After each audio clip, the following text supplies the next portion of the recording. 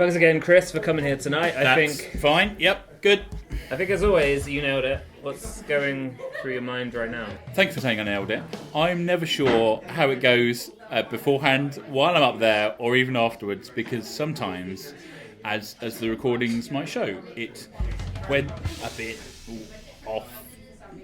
off-piste, perhaps, and things happened in the room, and we all had fun.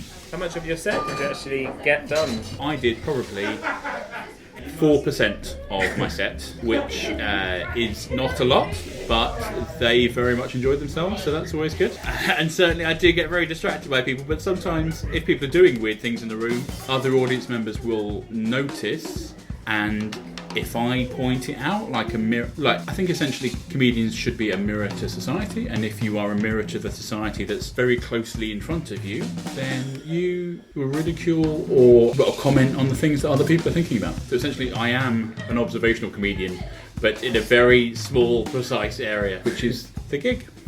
Marvellous.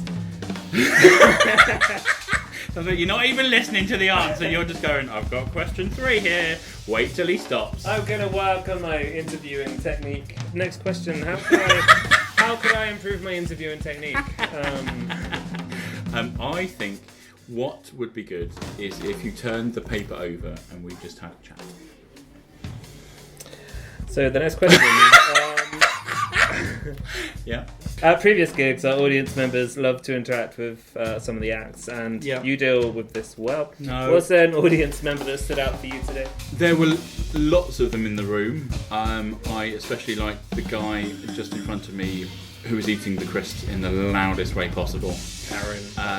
Okay, fine. Yeah, he sure. has his name. Name and shame. Why not? Okay, sure. Aaron. Okay.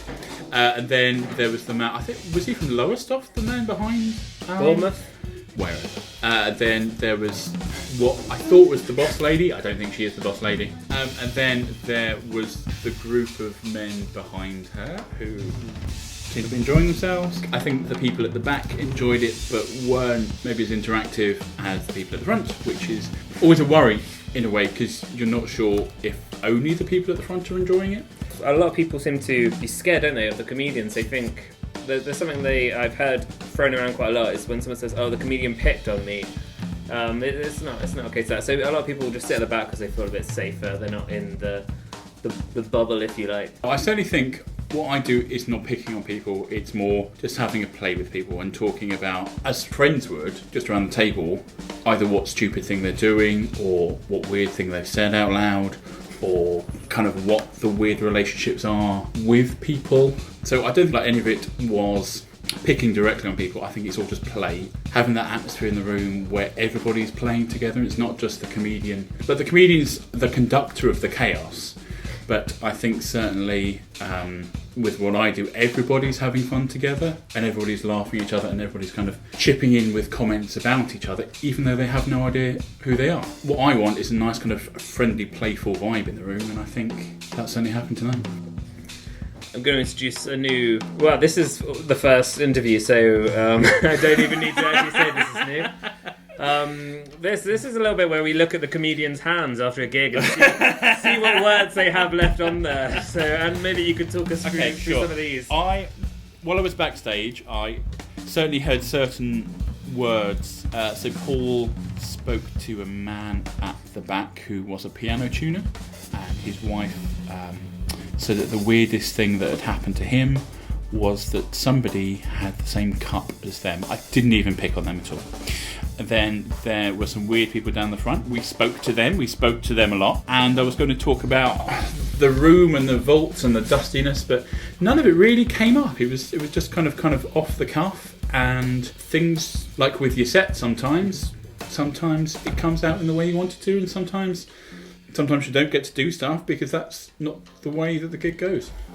But it was there just in case you could have used it, but everyone was just such a character and beautiful enough that kind of diverted you along a different path. Yes. Okay, I've got some kind of standard, probably cliche questions now. Yeah. Where are you off to next? How booked up is your diary? I'm off home now, which would be good. It's like a 2-hour drive home. So that'll be fun.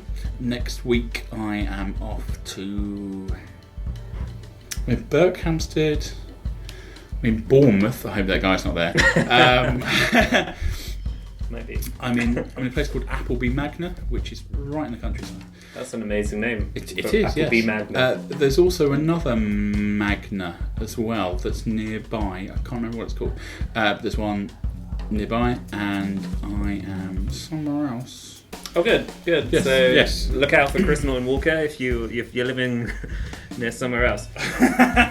What's your opinion on the audience turnout tonight? We've had to compete with the Norwich Christmas lights turnout and another comedy night, the opening day of the final Hunger Games movie, and people people queuing up to get their reserved copy of Star Wars Battlefront from the computer shop. I forgot about all of those things.